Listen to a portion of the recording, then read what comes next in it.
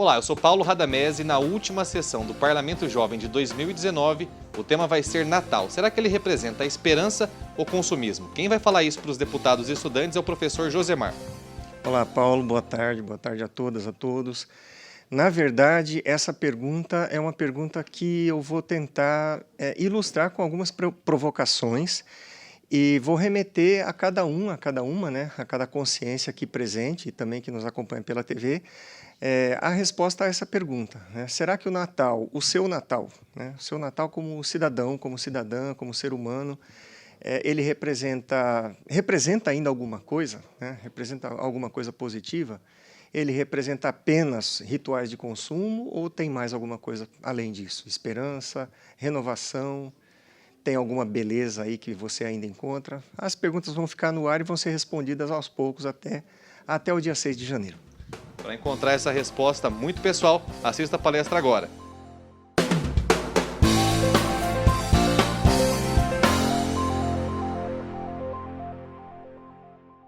Quando a gente fala, o Natal é uma festa, é uma experiência basicamente de consumismo. Para aí, fecha aí a câmera, fecha aí.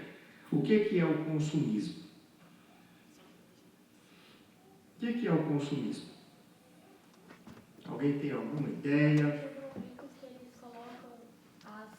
Vou te dar o microfone. Meu nome é Natália, eu sou aluna da Escola Joaquim Murtinho. E para mim o consumismo no Natal e o consumismo, essa relação, ela surge a partir do momento que a sociedade impõe uma regra de que na noite do dia 24 de dezembro e no almoço do dia 25, as famílias, os amigos devem se reunir e trocar presentes. Então, toda a sociedade, no geral, ela fica movida a consumir, a comprar presente para a mãe, para o pai, para o irmão, fazer amigo secreto, porque esse passou a ser o significado do Natal, e não o significado cristão, que é o nascimento de Jesus. Aí, essa que é a questão que está acontecendo com a Porta dos Fundos, por acaso, mas está acontecendo com a gente o tempo todo. Natal não é para dar presente, Natal é para ser presente. O presente que você dá simboliza o presente que você é. Se você não é presente, você não está dando presente. Você está calando a boca do outro. Na prática, o que acontece é que nós pegamos aquilo que as nossas instituições têm de mais profundo e por maldade, por medo ou por burrice, nós barateamos aquilo. Nós falamos, não, eu não vou falar disso. Eu não vou falar do dogma da encarnação, da segunda pessoa da Santíssima Trindade. Desculpa, mas se você não aceita isso, você não entendeu nada do Natal. E você pode até, digamos, suponhamos que eu seja um ateu. Não sou ateu, mas suponhamos que eu seja um ateu. É possível pensar a vida humana de uma forma estrutural a partir disso? É possível pensar a vida humana de uma forma estrutural a partir disso, mesmo sem uma religião. O que significa acreditar no mistério do Natal? Significa acreditar que as realidades humanas têm força para serem transfiguradas a partir da invasão de alguma coisa muito boa. Qual que é a história do Natal? A história do Natal é a vida de um rabino que foi morto por convicções políticas, foi morto porque provocava demais, foi morto, sei lá, por vários motivos, e que foi, supostamente, ressuscitou. O que é que significa ressuscitar? Não é voltar à vida, é assumir a forma definitiva dele, que será a forma definitiva de todos os que participam do trabalho dele, ou seja, todos os seres humanos. O que acontece? O cristianismo, a grande ideia do cristianismo, é que no Natal o divino invade a realidade humana e a realidade humana fica porosa, fica iluminada pelo divino. Isso é o Natal.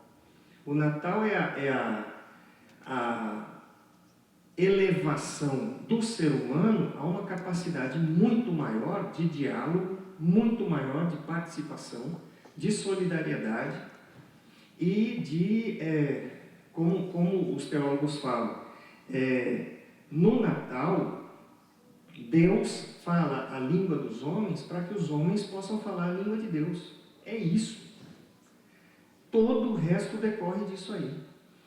Por exemplo, que você citou a questão dos presentes, né? Pensa que a ideia do presente, a ideia do ser presente, implica que a oferta é muito mais importante do que a recepção. Tá. Vocês conhecem alguma aplicação disso na economia? Na economia mesmo, dinheiro soante, cheque, Caixa Econômica Federal, por aí. Conhecem? Pois é. Existem civilizações neste pequeno planeta em que nós vivemos, em que o dinheiro vale menos do que o prestígio. E civilizações estruturadas a partir de técnicas muito sofisticadas de reciprocidade. Você quer um exemplo? Chavantes. Os nossos chavantes. Quando um chavante faz um favor para você, você tem que tomar cuidado quando você aceita o favor. Porque se você aceita o favor, você entra numa dinâmica de reciprocidade com ele. Então ele te dá, digamos, o cara que é deputado, eu vou lá e dou um chaveiro para ele. Ele recebeu o meu chaveiro, aí um dia eu chego na casa dele e falo, olha, eu preciso de ajuda, a minha mulher está grávida, eu preciso que você me ajude a encaminhá-la e tal. E ele vai dizer, mas que obrigação que eu tenho? Você aceitou o meu chaveiro. Não é o chaveiro que tem o valor, é o gesto de dar alguma coisa para você. E eu estou citando os chavantes porque eles estão aqui perto, né? Então, tem chavante aqui em Campo Grande, no Mato Grosso do Sul, tem alguns. Mas, para gente dizer o que é celebrar o Natal? Bom, celebrar o Natal é a entrada num espírito, vamos dizer assim, de possibilidade de transfiguração, de entrada num outro regime de vida, um outro regime estrutural que é qualitativamente mais do que aquilo que a gente tem. Então, por exemplo, eu lido com política. O que é entrar no espírito do Natal? É acreditar que a democracia tem poder para se transfigurar. Todo o resto é detalhe.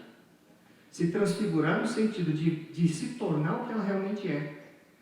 Que a gente vê a democracia cheia de defeitos, cheia de problemas, né? Mas é o que nós temos, é o que o Brasil vem construindo. Então, celebrar o Natal é entrar numa dinâmica que levanta você, tira você da sua posição e coloca em uma posição mais, digamos, mais humana, mais séria, mais confortável. Uma pergunta técnica para vocês. Quando que é a festa do Natal? Só para vocês terem uma ideia do tamanho do bicho. Quando que é a festa do Natal? No calendário original. 25 de dezembro. Então, tecnicamente, a festa do Natal, ela se estende desde o começo do mês de dezembro, são 4 domingos até o dia 25, que é chamado Tempo de Advento, depois mais 8 dias, até chegar ao dia 6 de janeiro. Dia 25 de dezembro é a festa do nascimento de Jesus. Dia 6 de janeiro é a festa da Epifania, né? É quando Jesus é apresentado no templo. E tem toda uma série de significados que vão trazendo dimensões dessa capacidade de transfiguração, de transfiguração do ser humano, de nós mesmos, né? E a gente se alimenta do mistério, por assim dizer. E uma coisa que eu queria que ficasse bem claro, gente, isso que eu estou falando não é para dizer assim, eu sou católico e todo mundo tem que ser católico. Não. Na construção de uma civilização, o cristianismo tem isso para dizer. O cristianismo trouxe isso, com todas as suas incoerências, com todos os seus problemas. Ele tem uma provocação enorme. Por isso que eu falei lá na chamadinha para a propaganda dessa atividade, a gente sempre pensa, nossa, o Natal é consumismo, é esperança ou é renovação? Quem que vai responder essa pergunta para a gente? Quem vai responder é o professor Josemar. Não, quem vai responder é a gente. Em que sentido? No sentido da gente entrar, na medida em que a gente consegue, em algumas dessas dinâmicas de explosão da nossa humanidade, para que ela se transforme em alguma coisa maior, mais generosa, né? Pois bem, a gente abre para perguntas. Eu não sei nem quanto tempo eu falei. 20 minutos? Então, a grande questão é essa. Uma vez eu ouvi uma historinha de um padre muito espiritual, né? Ele dizia, olha, às vezes a gente é como uma criança que ganha um pirulito e fica chupando aquele pirulito, mas não consegue tirar a casquinha de plástico. Pensar no Natal sem entrar na dinâmica do mistério do Natal é como você, sei lá, sentar num baú de tesouro e não saber que tem um baú ali dentro, né? Imagina, você dá um baú de tesouro para um gato. O gato é lindo, é maravilhoso, mas não vai entender para que funciona aquilo ali, né? E isso que a gente faz com o Natal, a gente devia fazer com o Ramadã, a gente devia fazer com a Égira, a gente devia fazer com o Yom Kippur, a gente devia fazer com o batismo do milho. Vocês já estudaram o batismo do milho que os guaranis fazem? São festas maravilhosas, importantes pra caramba, sabe? Que podem ajudar a ressignificar a nossa vida, né? A ressignificar diversas coisas que a gente faz na nossa vida, no nosso cotidiano, na nossa possibilidade de conviver, né, em Campo Grande. Eu queria abrir para perguntas de vocês. O que vocês acham, o que vocês não acham? Esse é o grande enunciado. Quando você vai celebrar o Natal, o que você faz? Olha para o Natal. O que é realmente o Natal? E isso que eu estou falando está lá no ciclo litúrgico católico. Não estou inventando nada. Não é nada muito profundo, não. Pronto, falei. Existe registrado, a partir de qual momento tornou-se uma tradição presentear as pessoas no Natal? A partir de que momento o Natal se tornou a presenteação que é hoje em dia? Existe algum registro histórico disso? Eu posso falar uma sugestão que eu acho.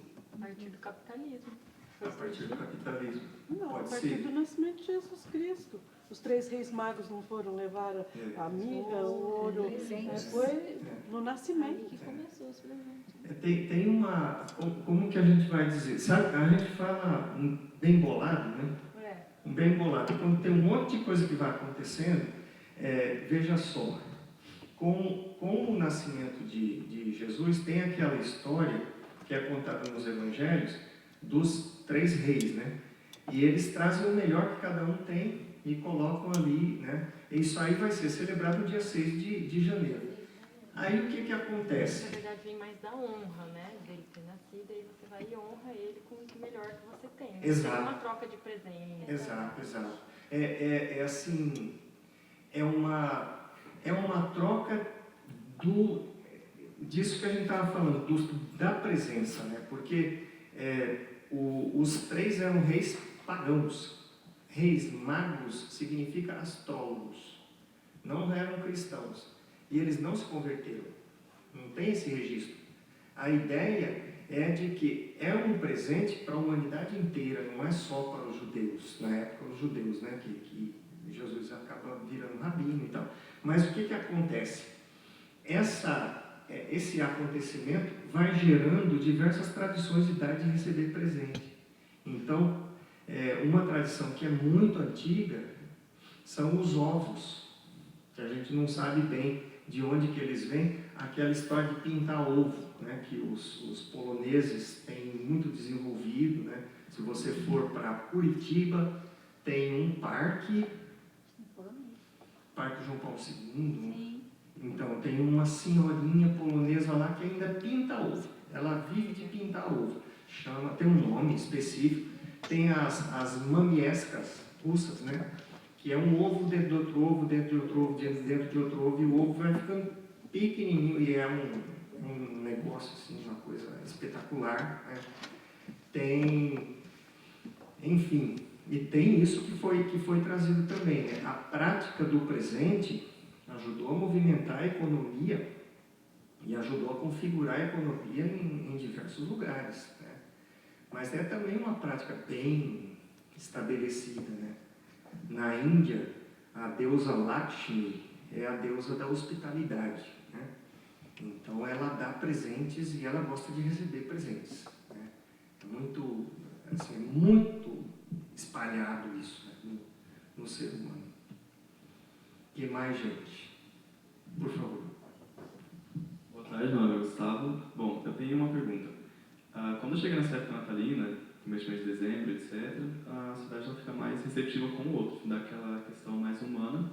E eu gostaria de saber se o senhor acha que isso pode se estender ao longo do ano, essa coisa mais humanitária com o ser humano, para não ser somente nessa época natalina. E como? Gustavo, boa pergunta.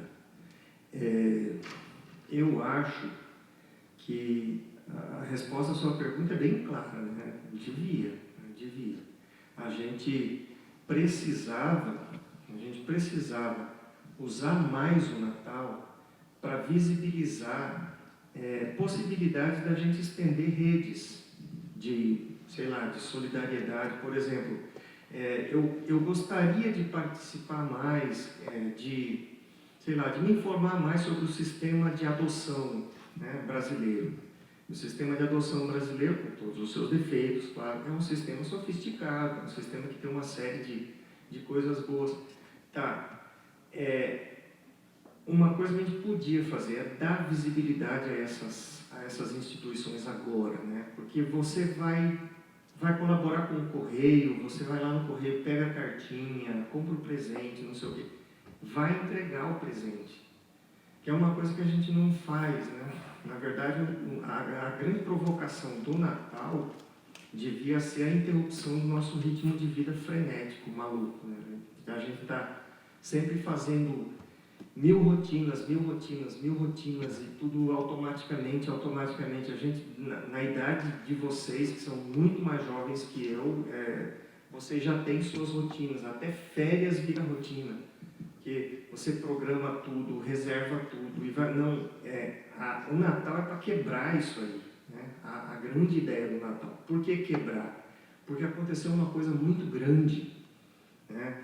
A realidade humana se torna qualitativamente diferente. A realidade humana se torna transparente à realidade divina. Então, como é que a gente fortalece quem trabalha com isso? Eu acho que devia ser uma grande questão, né?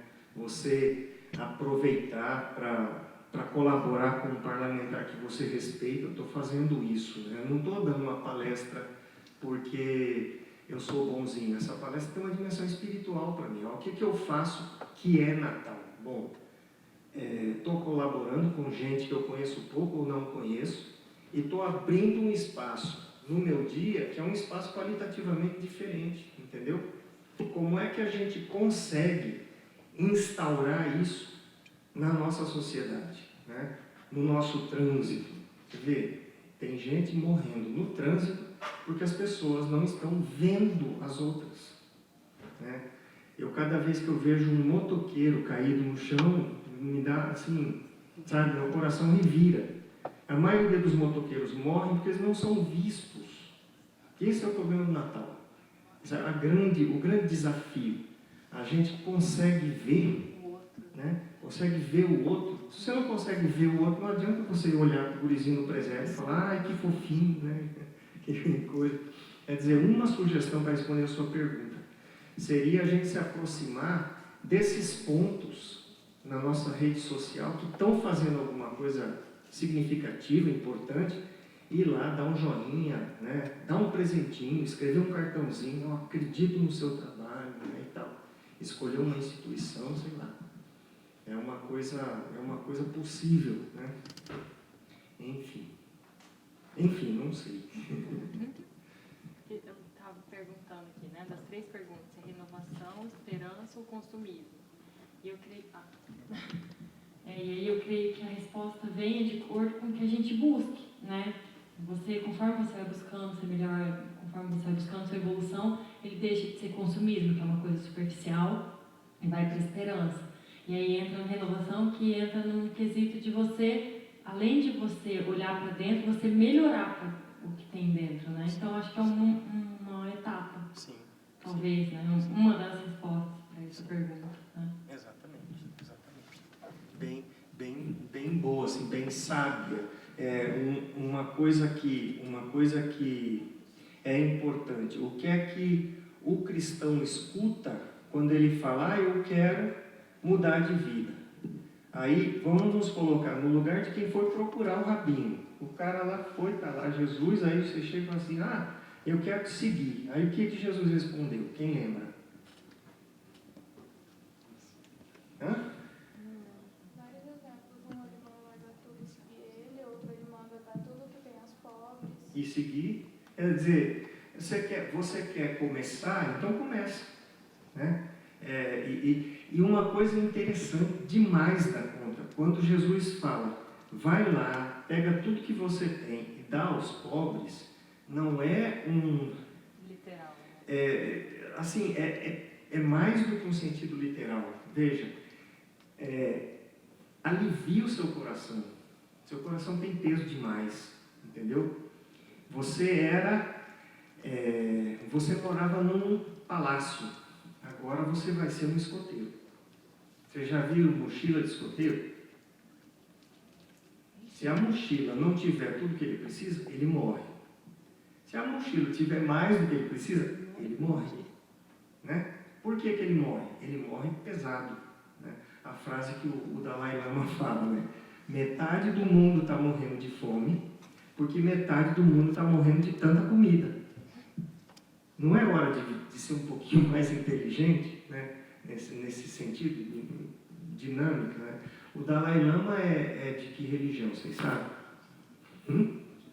Ele é budista, ele é budista da tradição tibetana. Né? E é interessante a gente notar uma coisa, como é que os budistas se referem ao Dalai Lama? Sua Santidade Dalai Lama. Né? Essas grandes tradições milenares, né, no caso do budismo, do hinduísmo, né, o cristianismo um pouco mais novo, o judaísmo, elas têm essas coisas pesadas, fortes, assim, essas provocações interessantes. E essa grande provocação, olha, é o cotidiano, né? O que responde se o Natal é consumismo, esperança ou renovação? Bom, o que você vai fazer quando você sair daqui? Né? Que começa respondendo. Né? Deixa eu te perguntar. O Natal tem um sentido histórico, né? Ele vai se refazendo, reinventando. Você, como estudioso da cultura da arte, semana passada teve uma festa de jovens na favela de São Paulo, uma operação mal executada, levou muitos à morte, né? O que me chocou é que algumas manifestações, o cara estava curtindo funk, o funk é pornográfico. O que é o Natal em relação à periferia, aos massacres? O que significa pensar? O que o Natal, você está falando muito em provocação. Em que medida o Natal nos provoca em relação a essa sociedade tão desigual? Eu estava vendo agora os números, os últimos números, né? O Brasil continua sendo um dos países mais desiguais do mundo, né? E um país cristão, isso que me incomoda, né?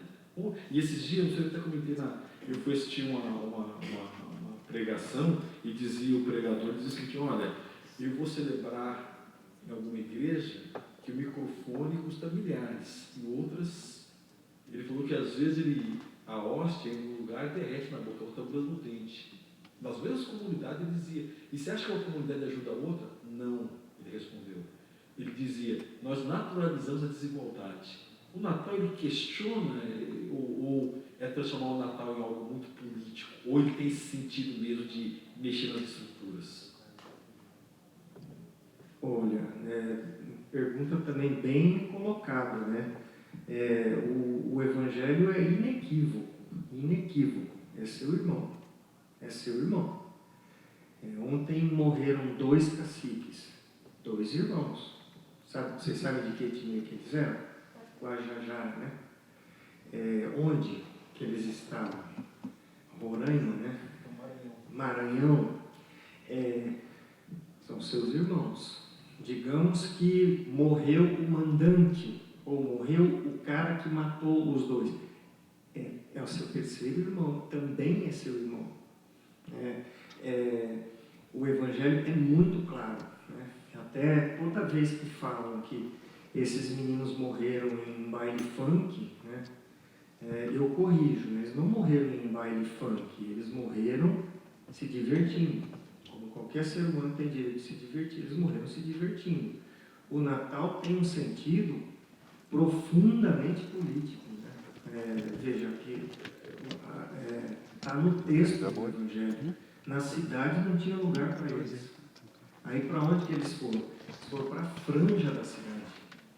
Onde que tem estábulo em Jerusalém? Não é na cidade, é na franja da cidade. Você falar que em Campo Grande nasceu um menino num depósito de entulho, é lá onde eu moro. Por quê? Porque na cidade a gente deixa a cidade limpa, a gente esconde essas sujeiras. Onde que tem cachorro para adotar cheio de doença? É na franja da cidade. Quer dizer, Jesus vai nascer em Jerusalém, ele vai nascer Vocês têm presente o conceito de franja? Como a franja da roupa, é onde tem a costura. É a borda, é o limite da roupa. Ainda é a roupa, mas não é mais a roupa. Porque é um lugar menos digno da roupa. A gente acha que é menos digno, na verdade, né? Mas ele alimenta a roupa. Ou seja, Jesus nasce numa terra ocupada, né? Jerusalém é uma cidade sagrada para judeus. Hoje é uma cidade sagrada para judeus, islâmicos, cristãos e para o que mais vier, uma cidade sagrada para várias populações, né? E pensa nesse momento, aquela cidade ocupada pelos romanos, ou seja, é uma situação extremamente, como é que eu vou dizer, vulnerável, né? Então pensa lá, Deus lá em cima pensando como se fosse um lugar, né? Deus velho de barba branca olhando lá de cima, aquela terra, ele bate o dedo dele no mapa e fala, é aqui que tem treta, é aqui que eu vou. Mas pensa na treta, mas uma mega, ultra treta. Tanto que Jesus acabou de morrer e por causa dele morreram 2.000 crianças. Porque o Herodes ficou bravo. Imagina, não vai ter outro rei. O único rei aqui sou eu. Então todas as crianças de 2 anos para baixo vão ser passadas a fio de espada. Aí José e Maria catam Jesus, botam no lombo de um jumento e vão para o Egito, né? Passar um tempo lá. Quer dizer, está muito claro que o discurso de separação, o discurso de elitismo, o discurso de, abre aspas, meritocracia, se eu tenho é porque Deus me deu, se eu não tenho é porque eu não rezei o suficiente, eu não trabalhei o suficiente, isso não tem nada a ver com o Evangelho. Mas não tem nada a ver com o Evangelho. O Evangelho é um documento da iniciativa divina, né? E da resposta humana. Se você pega o Alcorão, é o documento da iniciativa divina. A resposta humana é mais, assim, esperada como atitude, mas não está tanto no texto. Não sei se eu respondi ou se eu não enrolei mais. Diga. Entrando um pouco no que o Benhur falou, é muito assim, que hoje em dia, quem tem sido um dos principais aliados da política para isso, tem sido muito a mídia. Porque se a mídia coloca jovens que estavam se divertindo quando morrem, toda a população se comove. Só que se a mídia coloca jovens que estavam em baile funk foram mortos pela polícia, já coloca o quê? São vagabundos, só não prestam, não estavam fazendo nada de bom, não fazem nada da vida. Então, assim, hoje em dia, o Natal virou isso principalmente por causa disso.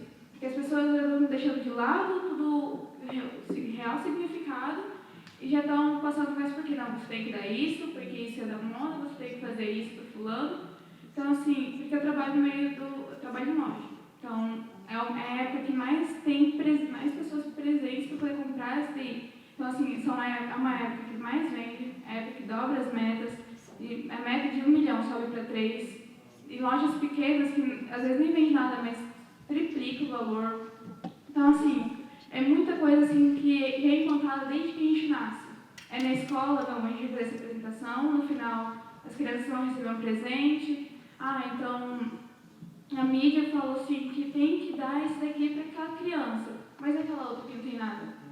Nos 3 meses que eu convivo, tanto religioso, quanto profissional, quanto em casa, são 3 opiniões diferentes.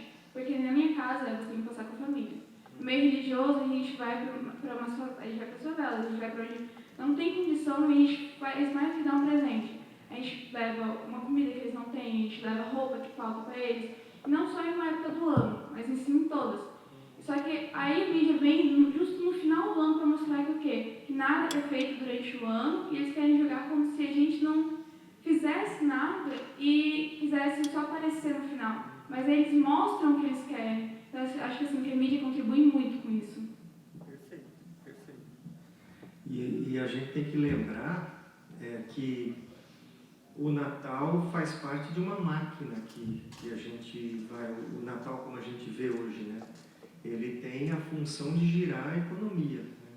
Eventualmente, ao redor do Natal, foi criado o 13º salário, né? Também. Quer dizer, não é por causa do Natal, mas vai junto, né?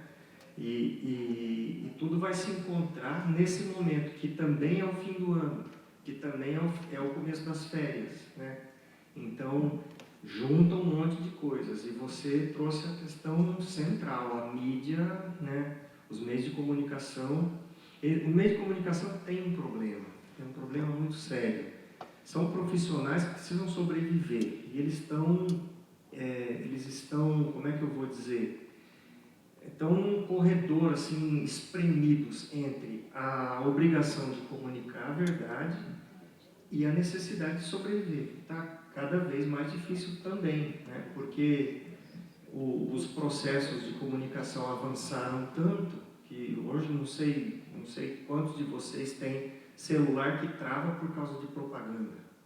Eu tenho isso, que às vezes eu estou estudando algum tema, eu vou me informar sobre um produto, uma coisa, e de repente no meu Facebook eu recebo um bombardeio de propagandas e aquilo, né, fica ridículo. Seria ridículo se não fosse trágico, se você não precisasse dele para trabalhar. Mas aí você tem que entender que essas pessoas estão tentando sobreviver, né? Não sei, você entra na página de uma revista. Aí para você chegar na notícia, às vezes ela segmenta a notícia em 16 pequenas páginas, e cada página você tem que esperar uma propaganda, né? Ou então, você entra numa página que tem um texto corrido, mas aí é propaganda, texto, propaganda, texto, propaganda, texto. E não sei se vocês já repararam, quando você entra num texto para ler, se você encosta o dedo na propaganda, a regulagem é muito mais sensível do que a do texto. É para você entrar na propaganda. Você entrou, eles já estão ganhando. Quer dizer, nós estamos sentados em cima de uma barrica cheia de explosivo que pode explodir ou pode não explodir. Todo o mercado está se reconfigurando nesse momento, né? Então, como é que vai ficar a imprensa? Não sei, né? Como é que vai ficar o nosso acesso às informações? E como é que a gente se posiciona em relação a isso, né? Também um grande desafio aí no Natal, né? Como é que a gente forma uma consciência crítica? Porque, olha, quando vocês devem lembrar dos evangelhos, quando os reis vão procurando a estrela, o pessoal meio que sai de fora. Por que sai, que não dá informação? Porque tem medo de ser perseguido politicamente. Porque se eu informar onde que nasceu esse gurizinho, os reis falam, nasceu numa manjedoura. Onde que é essa manjedoura? Aí as pessoas não informavam, né? Vimos a sua estrela no Oriente. Eles mexiam, estudavam estrelas e tudo. Quer dizer, tem isso, né? É como a gente dizer, na nossa época a gente vê isso mais claramente. Mas não é que nós inventamos isso. Esse problema de ter medo dos mais poderosos. Isso é comum, né? E é interessante. Deus escolheu o lado mais vulnerável. Para quê? Para virar as coisas no avesso, né? Aí é o papel de quem celebra o Natal. Não precisa, é o que eu bato, né? Não precisa ser cristão para entender isso aqui, né? Pelo contrário, se os ateus, né, volto para a porta dos fundos, né? Se o ateu vai fazer humor com o evangelho, vai tirar sarro, mas tira sarro da estrutura, questiona a estrutura, não fica fazendo piada periférica, boba, que eu posso inventar uma história que Jesus usava trança, né? Não sei, Jesus usava uma trançona, tem lá nos documentos e tal, uma hipótese. Aí você pode construir uma personagem muito ridícula, que é um rabino meio abobalhado, que usa trança e que fica pensando o tempo inteiro em pintar o cabelo e roubando semente da mãe e não sei o quê. Tá, você está gastando o meu tempo, você está gastando dinheiro público para fazer isso, né? Não tem uma coisa mais séria para você falar, enquanto isso está morrendo gente, né? Enquanto isso tem o microfone no jogo. Ou eu matei.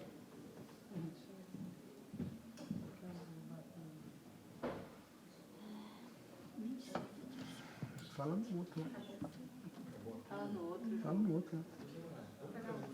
Já que eu estou falando, que não está gravando, para você ir encerrando, está fazendo fecho. Tem mais alguma pergunta? Tem mais uma última. José Maria, mais uma pergunta ali. Mais uma pergunta. Você pergunta e você reproduz a pergunta, só porque está gravando? Por favor. Tá. Chega lá. Vem um pouquinho aqui, vou pedir para você, se a gente lê. Tudo bom, professor? Meu nome é Guilherme, sou da Escola Estadual José Maria Rodrigues.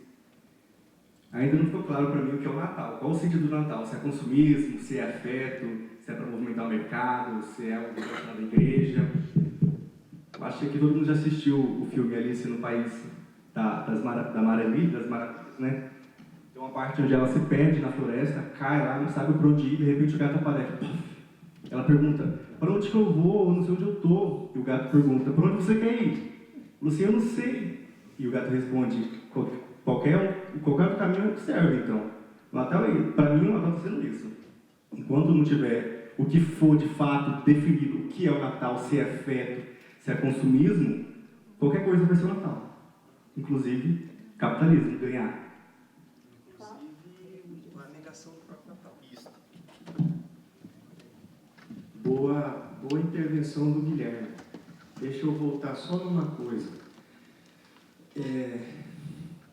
A grande questão do Natal é que a história humana é transfigurada na encarnação da segunda pessoa da Santíssima Trindade. Ou seja, o que é celebrar o Natal? Celebrar o Natal é dar um passo para ser melhor do que você é. Porque você está sendo puxado por Deus. Entende? Pelo que tem de mais rico no universo. Agora, como que isso vai acontecer? Aí a gente vai dizer, bom, isso aí vai acontecer cada um de um jeito. Tem um teólogo que eu gosto muito, que chama Orígenes, de Alexandria. Ele usava muito a palavra teiosis. O Natal é a festa da teiosis. Teiosis mal traduzindo para o português, é a capacidade de encontrar o seu traço divino, aquela coisa bonita que você tem, mas bonita, tão bonita, tão bonita, tão bonita, que é onde Deus se comunicou com a sua alma, assim, e falou, não, isso aqui, vocês já viram aquele meme que a pessoa fala assim, é Deus criando você, aí põe assim, um pouquinho de matemática, um pouquinho de não sei o quê, violão, quebrou, né? Regaçou o negócio, caiu um monte de dom para violão e você toca violão, né? É o meu caso, eu gosto muito de violão, desde uns 9 anos de idade eu gosto do violão. Então é como se eu dissesse, olha, se eu sou profissional aqui eu gasto a minha vida, aqui eu me comunico, aqui eu sinto a minha alma falar. Aí é isso que é a celebração do Natal, entendeu? A celebração do Natal é você conseguir expandir a sua experiência humana a partir desse encontro com Deus. Só que aí que eu posso ter sido confuso, talvez, né? Quando a gente fala Deus, na verdade, a gente está falando da experiência mais poderosa que pode acontecer e que transfigura a nossa humanidade. Nós estamos chamando de Deus, como o Brasil é um país que acabou sendo predominantemente cristão, a gente chama de Deus o Pai de Jesus Cristo, a Santíssima Trindade e tal, essa coisa toda. Mas o mais importante é você perceber que a humanidade pode ser transfigurada na profundidade dela. Então, onde ela precisa ser transfigurada para ela ser melhor. Essa é a festa do Natal. E é como se fosse a estaca que Deus finca assim, na história humana e fala, olha, agora vocês não podem mais dizer que não existe isso. Existe. Eu vim aqui, né, como homem, eu fiz cocô na terra de vocês, entendeu? Eu mamei, eu sei o que é ser humano e vocês podem ser melhores. Então aí não é parar de dar presente. Quando você vai dar o seu presente, você dá o presente de uma maneira diferente, de uma maneira especial, né? Entendeu? Quer dizer, qualificando a vida humana. Eu falei, você que vai dizer o que o Natal é, né? Acho que é isso que eu estou tentando dizer até agora. É como, a sua busca. Né? É como assim, você tocar a melhor música que você consegue produzir. Que música? Não sei. É você que vai ter que descobrir, entendeu? Por isso que tem toda a dinâmica da escuta da celebração, né, da escuta da importância da festa e tudo mais. Né? E fica aí a grande questão, né? Quando a gente fala, poxa, o Natal parece muito uma festa religiosa, né? Poxa, mas onde que os religiosos estão errando? Porque o Natal não é só uma festa religiosa, é uma festa política muito forte, muito importante. É no Natal que a gente tem que dizer, Deus escolheu os pobres, os pequenos, os insignificantes, para virar no avesso o horizonte humano. Você acha que o Natal pode perder esse sentido único de afeto, de família, evangelho, e começar a ter um trejeito, festa, consumismo e evangelho? Não, o Natal está sempre ameaçado, na verdade. O Natal está sempre ameaçado. Ele sempre perde um pouco e sempre fica a festa como uma forma de resistência. Né? Sempre tem algumas pessoas, alguns grupos e tal, que você bate o olho e você fala, nossa, isso aqui é especial demais, é rico demais. E eu quero ser como eles, né? Quero ser como esse pessoal aqui. Enfim. É isso. Eu quero agradecer pela paciência de vocês, pela qualidade das perguntas, né, das intervenções. Muito bacana estar aqui.